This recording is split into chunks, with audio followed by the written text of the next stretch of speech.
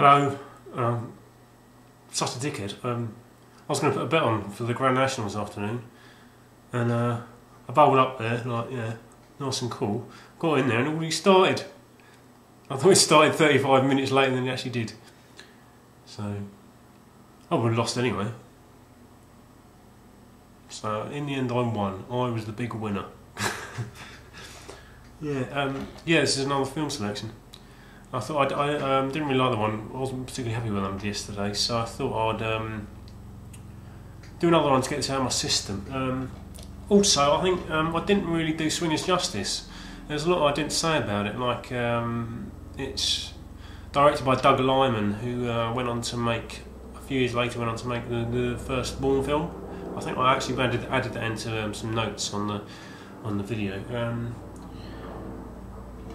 Doesn't really compare in story, in storyline to the Bourne Identity at all. But same director, has lots of cinema references in this. The characters talk about cinema a lot because obviously it's based in LA, in Hollywood, and if you keep an eye out, the direction and some of the sequences are repeated.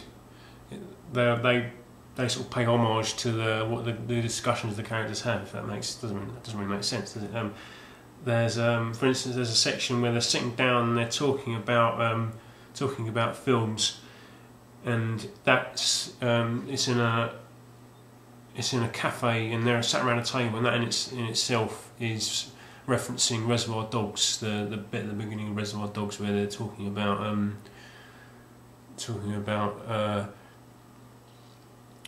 what are they talking about? They're talking about Like a Virgin. That's it. Quentin Tarantino's character is talking about Like a Virgin. That in the cafe. Then there's a sequence like this, and they're talking about their favourite films, and they're talking about Reservoir Dogs and how Tarantino plagiarises Scorsese, and they talk about the tracking shot in Goodfellas, the Steadicam shot through the back of a restaurant, I think it is, and there's a sequence at the end of the film where they recreate that same shot, but for the purposes of this film, and also they talk about Reservoir Dogs, and there's a section where they recreate the slow motion walk of the men in the black jackets with the ties. And it's about recreating I think it's about recreating the cool. Each of the characters in this they have their own take on what's cool and what's not, and some of them want it, and some of them think they've got it, some of them lose it, and in the end, you see it's all inconsequential and doesn't really matter. One of the funniest films you will see. Bit of a blokey film, not really one for the ladies. Well, the ladies can appreciate it, but it's more of an insight into sort of brotherhood and the male psyche, I think. So yeah, that's more what I wanted to say. Bit more informal. So, I've got some scattered down on the floor. I'm just going to pick one up and talk about it. Here we go. Let's have this one. Zatoichi. This is the image on my my homepage background is from this. It's the blind samurai, the blind swordsman, or the blind masseur, filmed by Takeshi Kitano. Sorry, really prolific. One of my favourite filmmakers. Just an all-round sort of genius. He's a massive celebrity in Japan. He's a painter. He's an artist. He's a stand-up comedian. He's a television presenter. If you've not seen Takeshi's Castle, which Total Wipeout takes inspiration from, you should. It's brilliant. This is it's about a blind samurai, a blind masseur who encounters. He's a travelling masseur, and he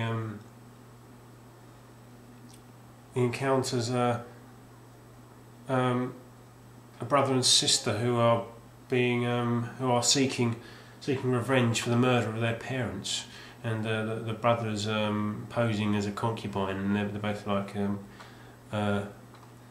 geishas. They're both dressed up like geishas, and he encounters them, and they sort of team up together with this.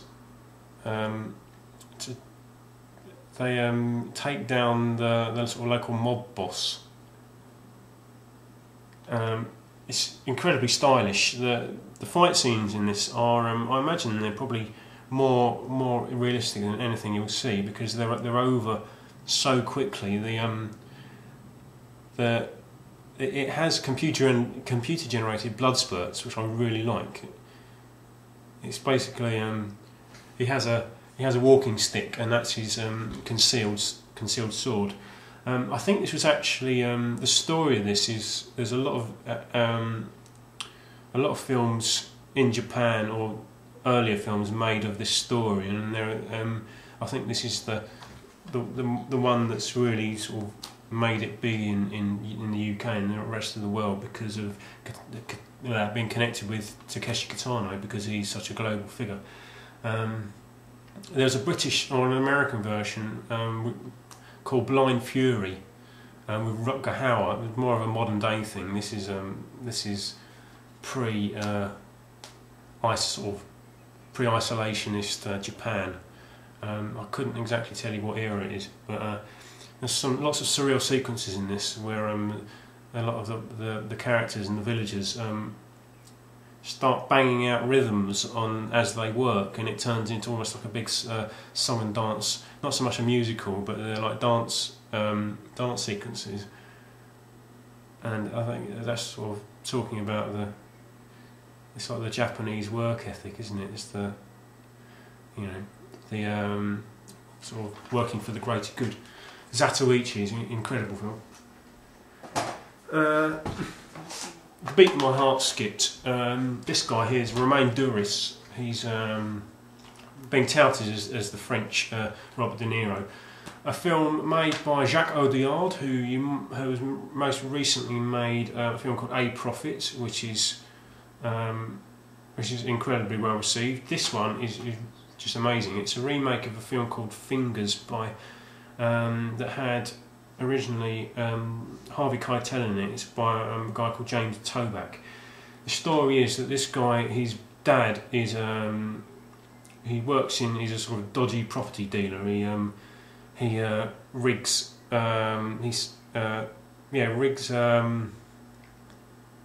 apartment blocks full of immigrants, so that they move out and he can move in and buy up their property and rent them out. He sort of infests them with rats and things, and that's sort of his business.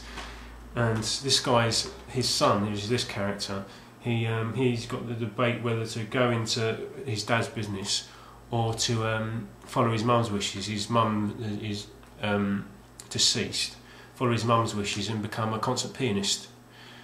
And it's the main part of the film is the conflict in his mind between following his father and following what his mum would have liked him to have done. And the central performance is incredible.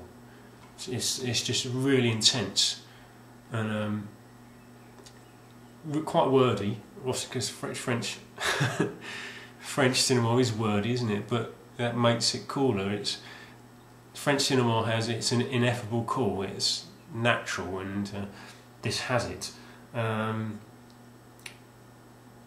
It's not like half a gangster thriller, but not so much. There is violence in it, but not so much. But it's more of a character study about him and his father and his connection with his mother and the sense of loss that he feels. And yeah, this is the beat of my heart skipped. This is another one. This is one of my favourites. I don't know it as well as some of the others I mentioned, but I can easily recommend it. Beat my heart skipped. Check it out. There you go. That's it. I'm going to try and keep it as short as I can. See, I'm already a minute and a half quicker than the other video, so keep an eye out for part 3. Thanks for watching. See you later.